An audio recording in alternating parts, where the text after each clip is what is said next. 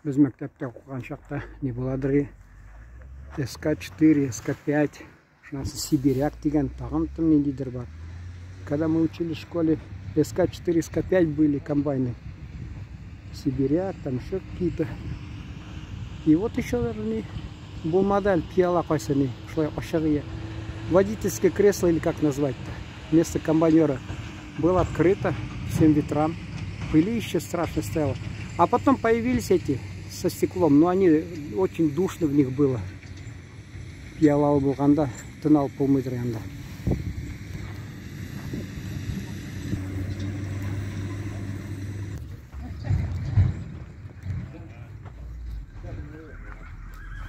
Шаңғы алып келіңіз, шаңғыларда бар.